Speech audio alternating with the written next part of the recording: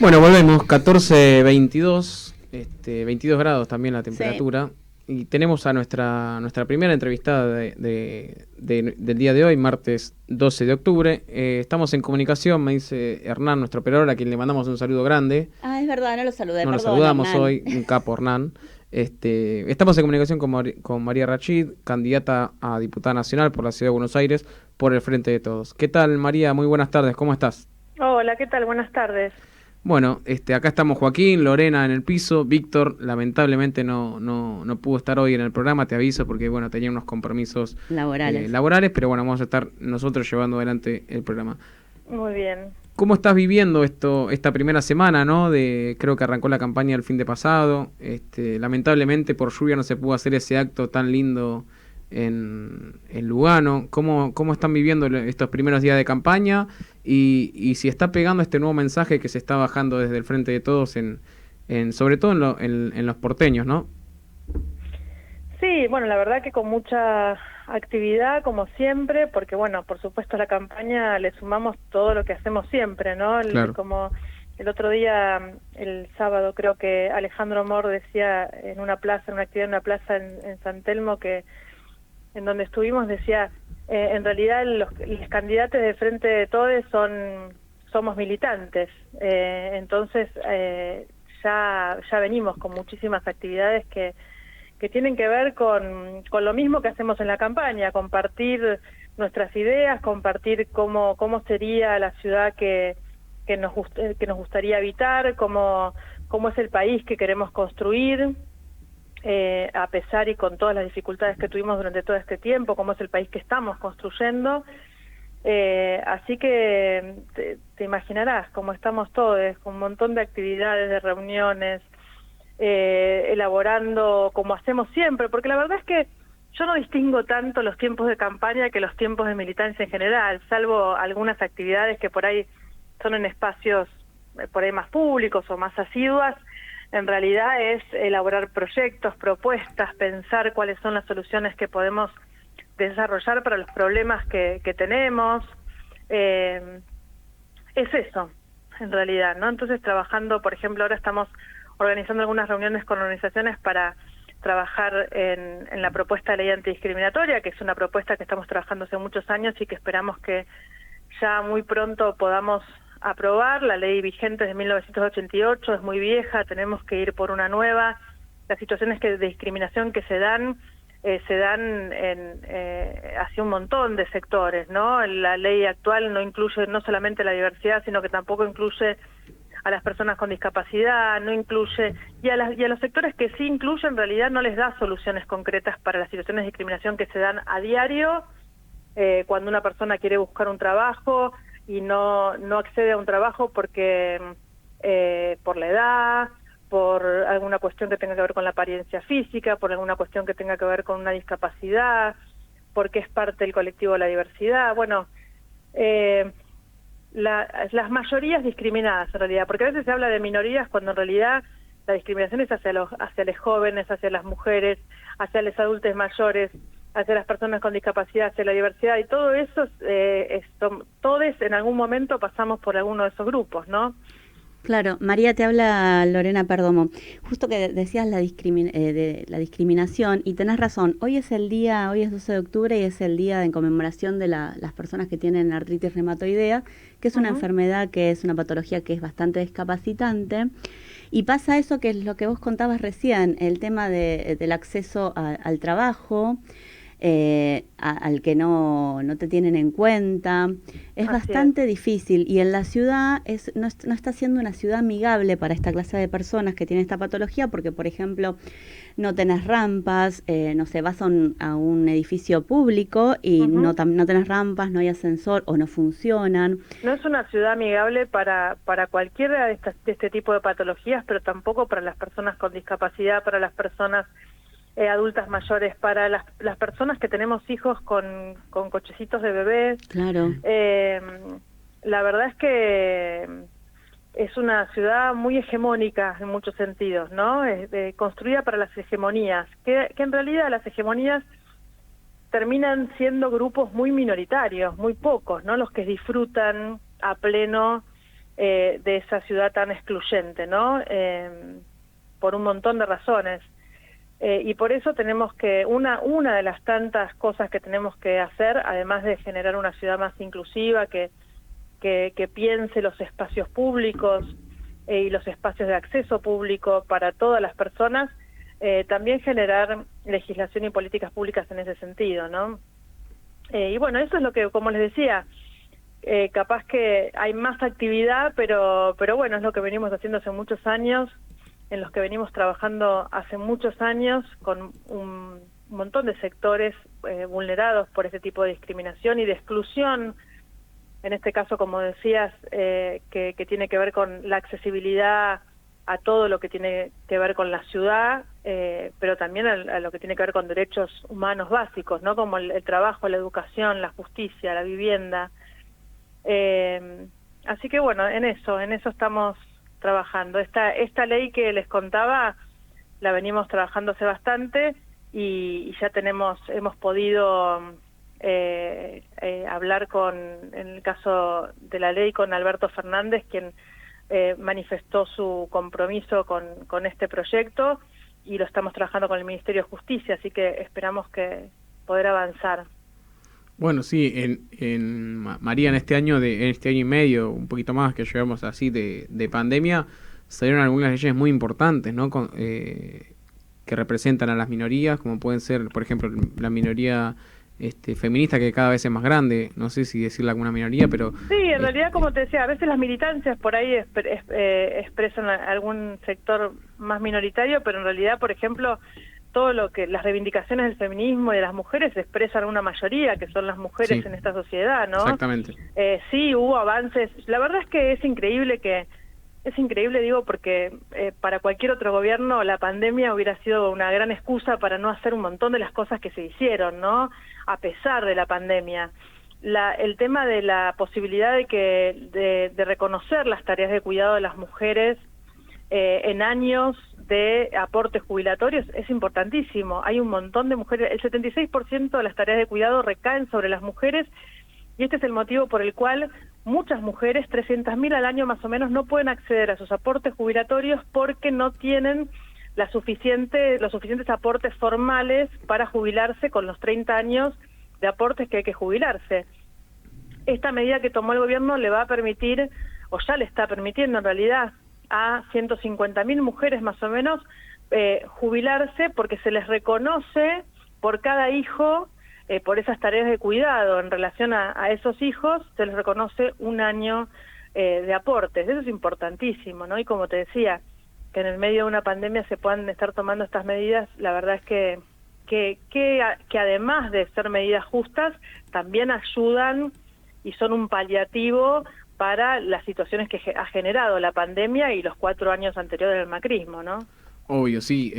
Sí, yo quería hacer hincapié, bueno, para el colectivo feminista es muy importante la ley del aborto, también tuvimos la ley de cupo laboral travesti, que es muy importante, esa ley de un colectivo de gente que siempre ha sido muy postergada por toda la sociedad, donde no hay, sufren mucha discriminación, donde no encuentran la mayoría o casi ninguna persona de este colectivo un trabajo formal, no hay empresas que contraten a estas personas, y teniendo una proyección de vida muy corta que eso justo te iba a decir, o sea, por todo lo que estás diciendo, un promedio de vida que es la mitad del promedio creo que anda por los 40 años, general, ¿no? Imagínate lo grave que es las situaciones de violencia, de discriminación y de maltrato, tanto institucional por parte del mismo Estado como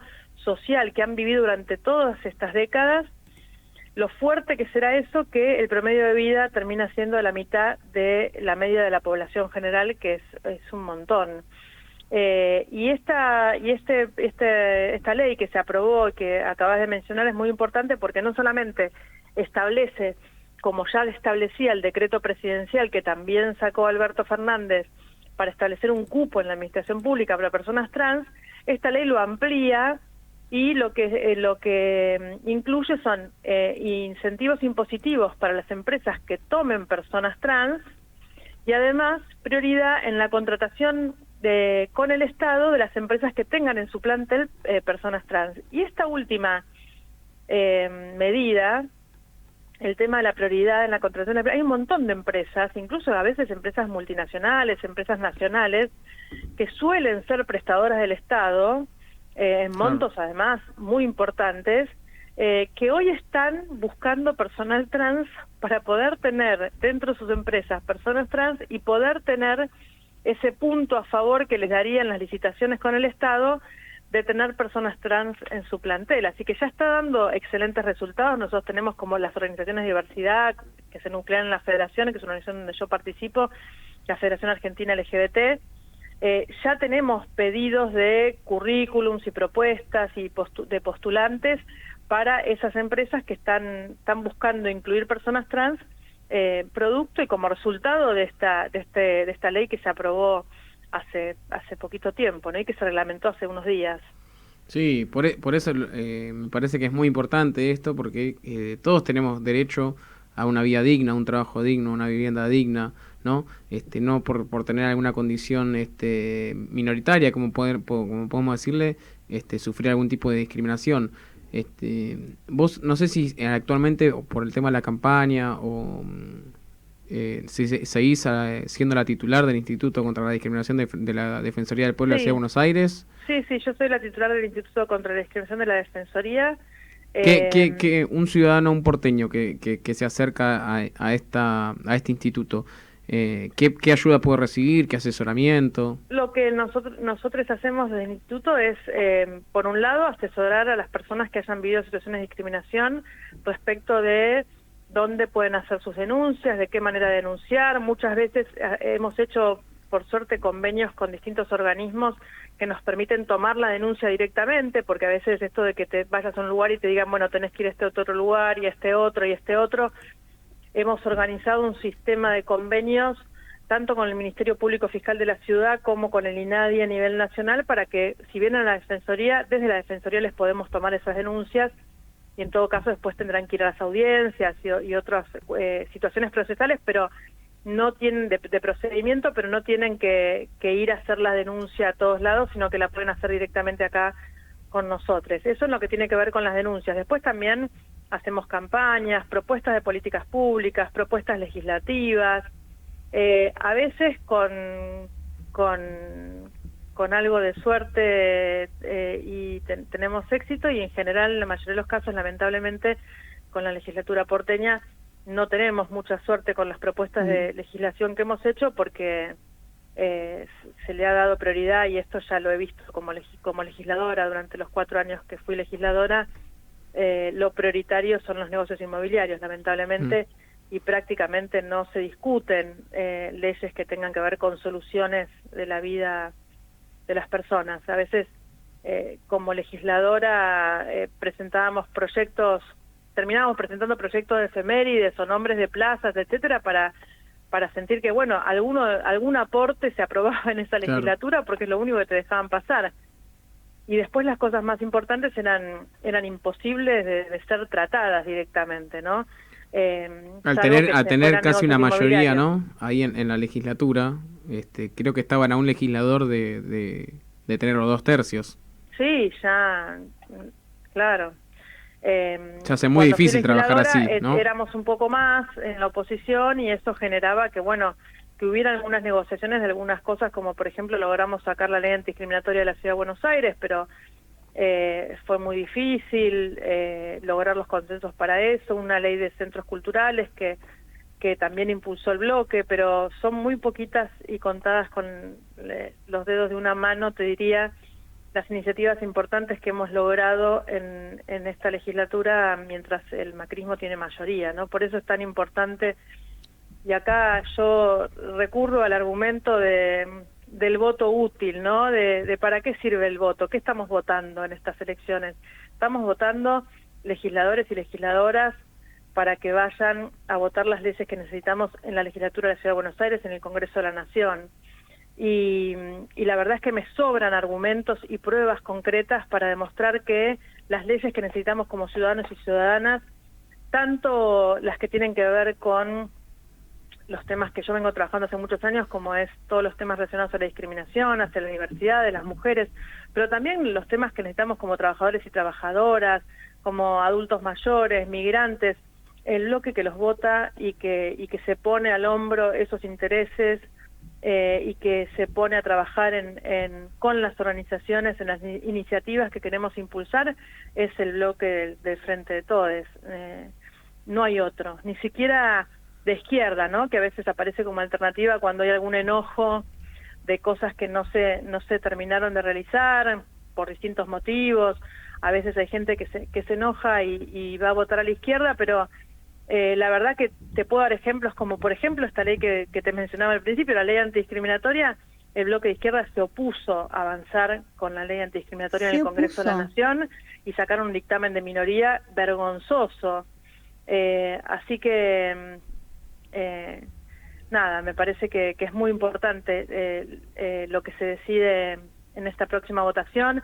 A veces hay gente que por ahí considera que es menos importante porque son legislativas, porque no se decide la administración pública nacional o local, pero es muy importante. Hay un montón de leyes que tenemos que sacar en la legislatura de la ciudad, o que tenemos que evitar, en el caso de la ciudad, que salgan, ¿no? Como es la privatización de los terrenos públicos, de los espacios públicos, y leyes que necesitamos que salgan para resolver los problemas que han generado los 4 años de macrismo primero, y estos meses de pandemia, y el único bloque que va a votar esas leyes que necesitamos es el bloque del Frente de Todos, y por eso necesitamos tanto que nos voten.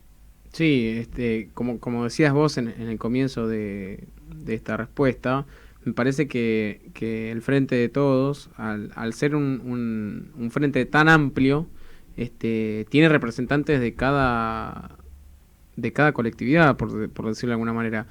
Al ser tan amplio, representa cada uno de las necesidades de que pueda tener algún porteño o porteña, que me parece que el espacio Juntos no lo tiene.